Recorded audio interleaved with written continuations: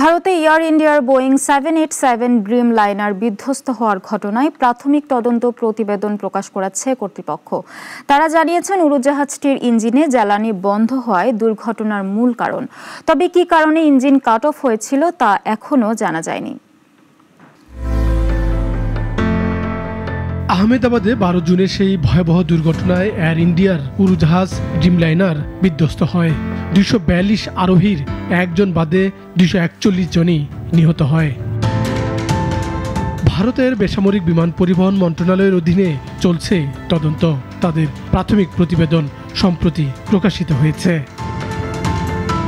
প্রতিবেদনে বলা হয়েছে, উড্ডয়নের মাত্র 3 সেকেন্ড পরই উড়োজাহাজের দুটি ইঞ্জিনের জ্বালানি সরবরাহ বন্ধ হয়ে যায়। এতে ইঞ্জিনে জ্বালানি সরবরাহ বন্ধ হয় এবং দুর্ঘটনা ঘটে।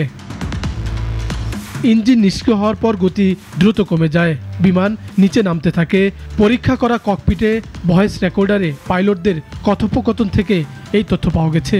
একজন পাইলট অন্যজনকে জিজ্ঞেস করছিলেন কেন জ্বালানি সরবরাহ বন্ধ হয়েছে। উত্তরে অপরজন জানান তিনি বন্ধ করেননি। মার্কিন বিশেষজ্ঞ জন কক্স জানান, একজন পাইলট ভুল করেও ইঞ্জিনে জ্বালানি সরবরাহ সুইচগুলো নাড়াতে পারেন না। সামান্য নাড়াচাড়ায় এগুলো বন্ধ হয় না। সাধারণত জরুরি পরিস্থিতি যেমন ইঞ্জিনে আগুন লাগলে তখনই সুইচগুলো নিষ্ক্রিয় করা হয়। প্রতিবেদনে বলা হয়, কোন পাইলট বা মেডে সংকেত পাঠিয়েছিলেন তা সুনির্দিষ্টভাবে জানা যায়নি। কিভাবে জ্বালানি সুইচ বিচ্ছিন্ন করা হয় তাও অনিশ্চিত। তদন্তকারীরা প্রমাণ পেয়েছে বিমান উড্ডয়নের ক্ষেত্রে কোনো সমস্যা ছিল না এবং এতে যে জ্বালানি ছিল সেটির কোয়ালিটিও ভালো ছিল।